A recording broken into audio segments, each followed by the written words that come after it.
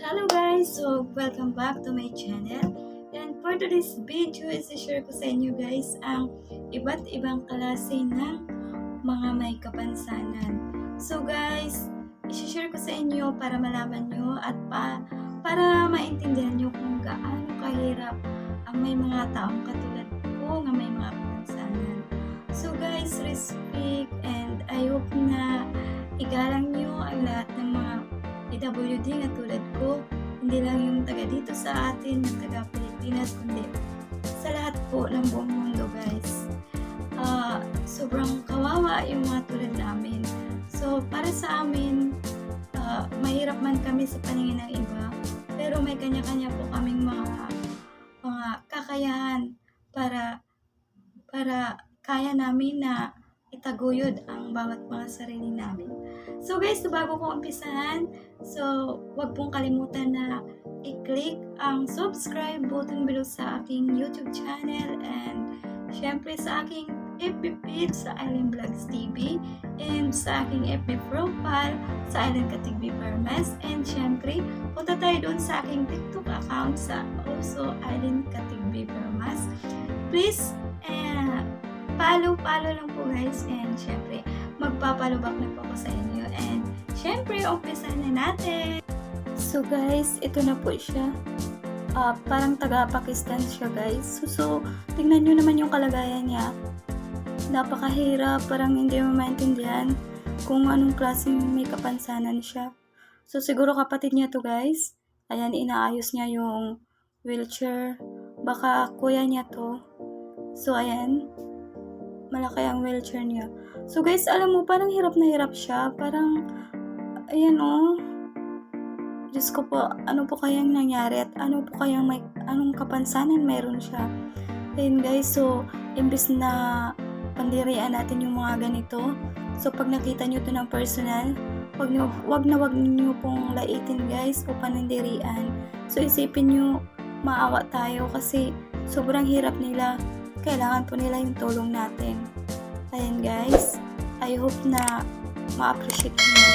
So ito guys naman, ayan, kakaiba din yung lakad niya.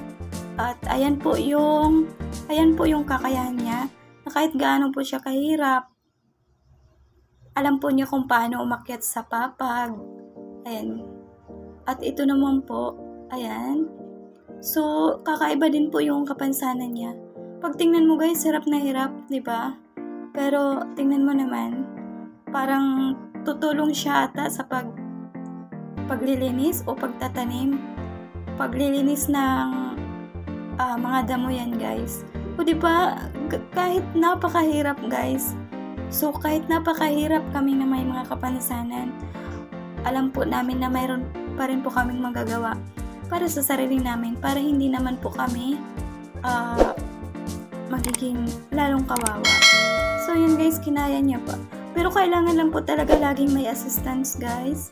Hindi po yung mag-isa kasi syempre isipin nyo naman kapag pabayaan nyo lang din mag-isa, di ba guys?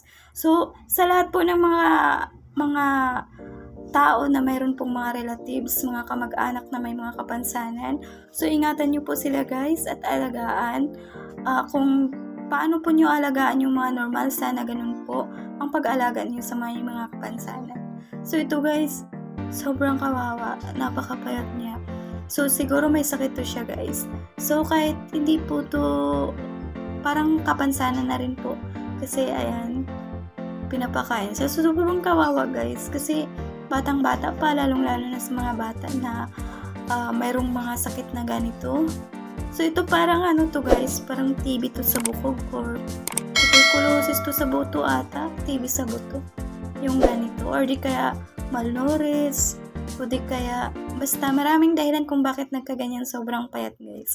So isa lang yung masasabi ko, alagaan nyo po guys kung mayroon man kayong mga anak, kamag-anak, o mga basta kakilala, kaibigan. So guys, huwag nyo pong pabayaan na hantong po sa ganito. Kasi sobrang kawawa po yung mga taong nakakaranas ng ganitong kalagayan. So yun guys, sobra. Ako may kapansanan ako guys, pero kayang-kaya ko pong So guys, ayan, si ate, ayan, putol yung mga paa niya. Pero kaya pa rin po niya. So ito naman, katulad ko, naka-wheelchair. May jowa siguro, jowa niya to. So guys, sa amin nung nandun ka ako sa Cebu, marami din kaming ganito, may mga kapansanan. So kanya-kanya silang ligawan. Pero ako lang po yung hindi nagpapaligaw. Kasi inisip ko na po na, ayun, mahirap na nga ako. Tapos magkaka-boyfriend pa po ako ng ganito. Maraming salamat!